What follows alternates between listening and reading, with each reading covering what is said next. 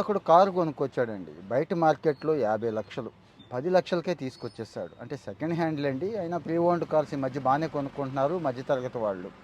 ఏంటి విషయం అని కనుక్కుంటే ఇది ఢిల్లీ. అంటే ఢిల్లీలో కార్లు తీసేస్తున్నారు. గవర్నమెంట్ అక్కడ గట్టిగా ఉంది. ఈ పొల్యూషన్ ఎక్కువగా ఉంటోంది. అంటే లైఫ్ అయిపోతుంది చూడండి. అవన్నీ కూడా తీసేస్తున్నారు. అవి చీప్‌గా వస్తున్నాయి. నాకంటే 10 లక్షలకి వచ్చింది గానీ, ఇంకా కొంతమందికి తక్కువకొచ్చుండొచ్చు. నువ్వైతే 2,00,000 1,00,000 పెట్టుకున్నా గానీ మంచి కారు మార్కెట్‌లో కొత్త కారైతే 20, 25 లక్షలు ఉంటుంది. అది కూడా వచ్చేస్తోంది అని నాకు కూడా సలహా ఇచ్చాడండి.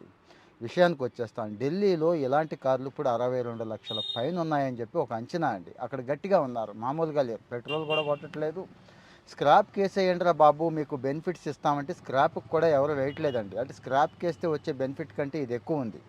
అంటే మీకు అర్థమైందా? 15 సంవత్సరాలు దాటిపోతే ఆ బండికి మళ్ళీ వాడకుండా ఎవరికీ అమ్మకుండా స్క్రాప్‌కి ఇచ్చేస్తే వాళ్ళు కొన్ని క్రెడిట్స్ ఇస్తారు. దాన్ని బేస్ చేసుకొని ఎళ్లి కొత్త బండి కొనుక్కోండి అంటే. అంటే సపోజ్ వాళ్ళు 1,00,000, 2,00,000 ఇస్తున్నారనుకోండి. బయట అమ్ముకుంటే అదే బండి 5, 10 లక్షలకు వస్తుంది కదా అని చెప్పి వాళ్ళు అమ్మేస్తున్నారు. వేలం వేల కింద మనోళ్ళు కొనేస్తున్నారు. మన హైదరాబాద్ వాళ్ళు ఎక్కువ ఉన్నారండి. ఇంకా మిగిలిన చోట లేదా అంటే మిగిలిన చోట కూడా మొదలైపోయింది. ఇది ఎప్పటినుంచో ఉంది. కానీ ఇప్పుడు బాగా ఎక్కువైపోయింది. నా సలహా ఏంటంటే ఒకటికి 2 సార్లు చూసుకోండి. లైఫ్ ట్యాక్స్ అయిపోయిన తర్వాత అంటే మనకి కంటిన్యూ చేసుకునే అవకాశం ఉండొచ్చు. కానీ భవిష్యత్తులో ఇదే కంటిన్యూ అవుతోందని నాకైతే నమ్మకం లేదు. ఒక హైదరాబాదే ఎగ్జాంపుల్‌గా తీసుకుంటే ఒక అంచనా అండి.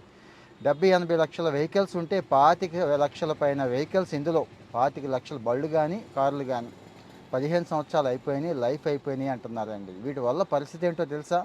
ఒక్క కిలోమీటర్‌కి 200-350 గ్రాములు కార్బన్ డయాక్సైడు, కార్బన్ మోనాక్సైడ్ అయితే ఒక 10 గ్రాముల దాకా. ఎంత ప్రమాదమో తెలుసా అండి? ఇక ఈ గాలిలో ధూళి కణాల్లో చేరిపోయి ఢిల్లీ పొల్యూషన్ చూసారుగా ఇప్పుడు ఎలా ఉందో?